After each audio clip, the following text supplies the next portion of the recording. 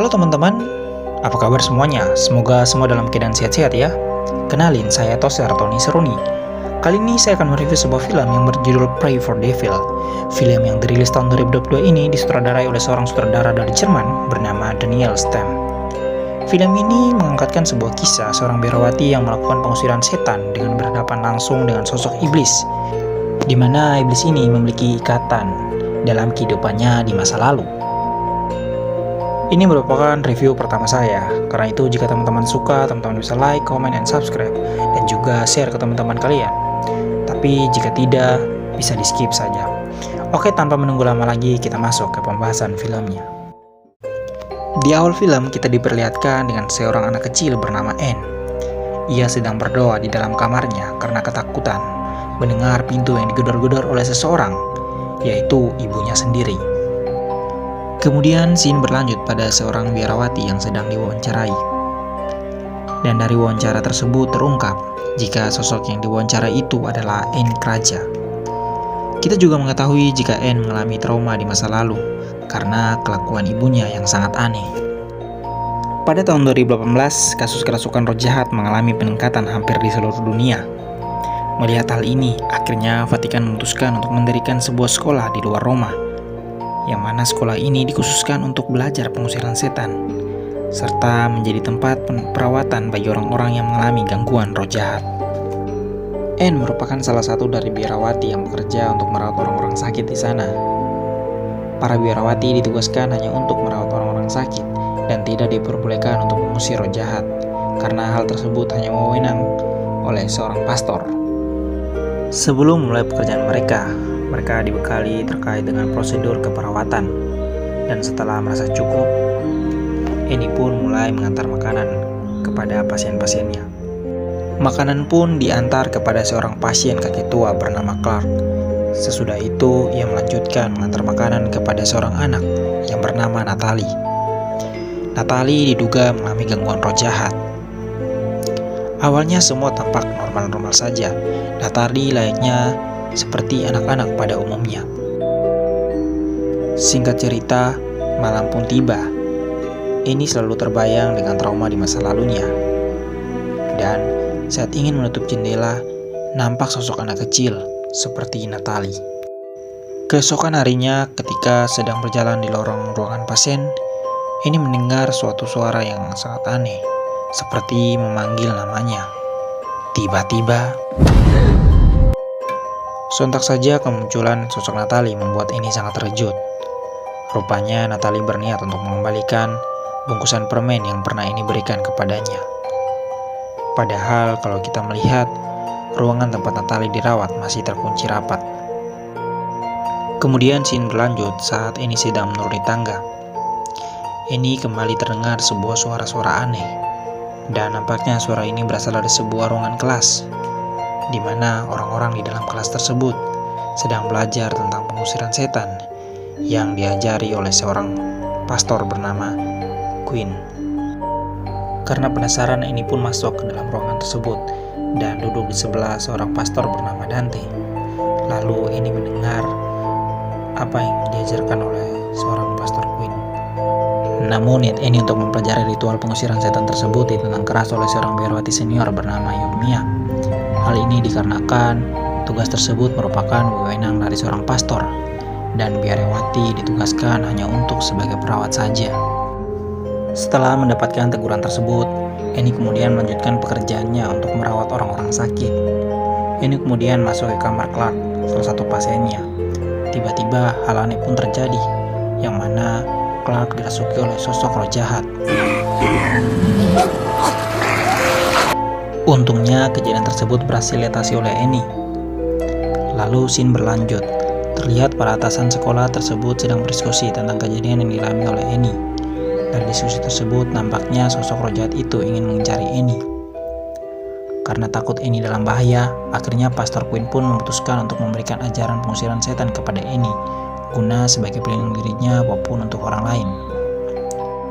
Sebagai satu-satunya siswa perempuan di kelas Pastor Quinn, Annie langsung diperhadapkan dengan praktek pengusiran setan pada Natalie. Ketika mereka sampai di ruangan Natalie, ritual pengusiran setan pun dilakukan oleh Pastor Dante dan Pastor Raymond. Namun pengusiran setan tersebut tidak berpengaruh pada Natalie. Bahkan ketika Pastor Quinn mengambil alih ritual tersebut, ia dibuat tumbang oleh sosok yang berada dalam tubuh Natalie. Akan tetapi, ketika Annie mulai mendekati Natalie, seketika Natalie mulai sadar kembali. Saat malam tiba, Annie mengalami mimpi buruk, di mana ia bertemu dengan mendiang ibunya yang terbaring di atas ranjang tertutup kain putih. Keesokan harinya, Annie kembali berjumpa dengan Natalie dan menanyakan tentang apa yang dirasakan oleh Natalie. Mendengar jawaban Natalie, Annie merasa jika roh jahat tersebut belum sepenuhnya keluar dari tubuh Natalie. Lalu, Annie berniat untuk bertemu dengan Pastor Quinn untuk membahas perihal hal tersebut.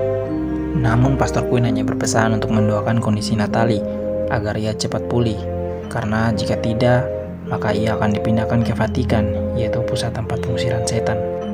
Mendengar hal itu, Annie tak tinggal diam.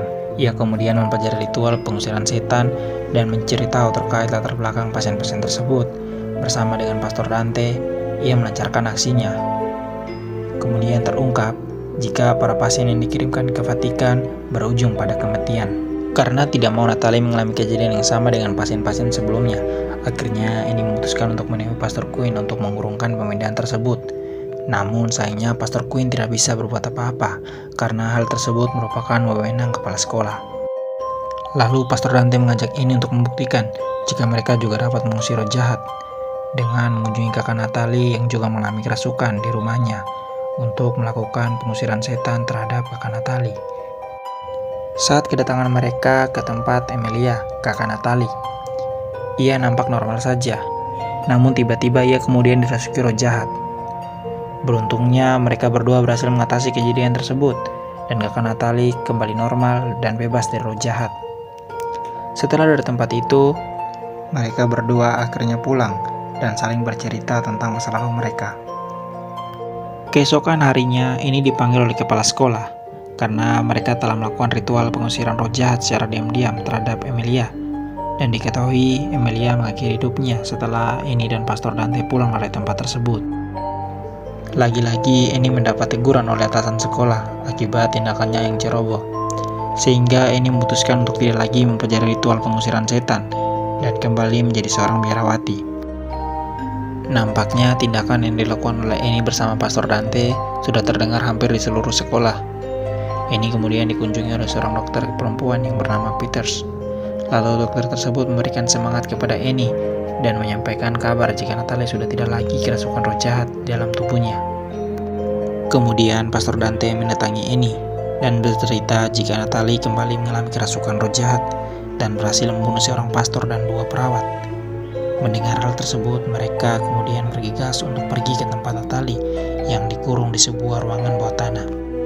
Sesampainya di ruang bawah tanah, mereka melihat Natalie yang sedang duduk di balik jeruji besi. Tetapi entah bagaimana, Natalie tiba-tiba berhasil keluar dari kurungan tersebut dan bertemu dengan Annie. Rupanya, roh yang ada di dalam tubuh Natalie ialah anak Annie. Nah, dari sini pasti semuanya bertanya-tanya, kok Annie punya anak, padahal tidak dijelaskan. Nah, jadi gini, Annie sebenarnya memiliki masa lalu yang kelam, di mana ibunya yang mengalami kerasukan roh jahat, serta Annie juga pernah mempunyai seorang anak di saat ia berusia 15 tahun. Namun sayangnya, Annie tidak dapat merawat anak tersebut karena usianya yang masih muda. Ditambah lagi, ayah dari anak tersebut yang tidak diketahui. Oke, balik lagi ke Natalie. Saat tubuh Natalie dirasuki roh jahat yang diketahui anak Annie, terjadi sebuah perbincangan antara ibu dan anak. Lalu tiba-tiba Natalie memeluk Annie yang kemudian membuat Annie mengalami kerasukan hingga terjatuh. Melihat hal tersebut, akhirnya Pastor Dante membawa Natalie menjauhi sosok Annie yang sedang kerasukan. Akan tetapi, sosok Annie yang sedang kerasukan tersebut berhasil menemukan Natalie yang sedang bersembunyi. Hingga Natalie pun ditangkap lalu dicekik. Ketika Natalie hampir kehilangan nyawanya, Annie kemudian berusaha menyadarkan dirinya dengan mengingat masa lalu ibunya yang melawan roh jahat tersebut dan membuat Annie menjatuhkan tubuhnya ke dalam air suci. Kemudian roh jahat yang ada di dalam tubuh ini pun keluar dan musnah entah kemana. Setelah kejadian yang menegangkan tersebut, mereka akhirnya kembali ke sekolah. Lalu scene berganti kepada sosok Annie yang sedang terbaring di atas ranjang bersama Natalie yang duduk di dekatnya. Rupanya sosok roh jahat yang berada dalam tubuh Natalie sudah musnah, dan karena kejadian tersebut, atasan sekolah memberikan ucapan terima kasih kepada Annie, serta ia juga mendapatkan beasiswa untuk mempelajari ritual pengusiran setan di Vatikan. Film pun berakhir dengan ending yang membahagiakan. Annie mendapatkan beasiswa dan Natalie kembali hidup normal bersama keluarganya. Demikian review kita kali ini. Semoga teman-teman suka. Saya Tony Seruni undur diri.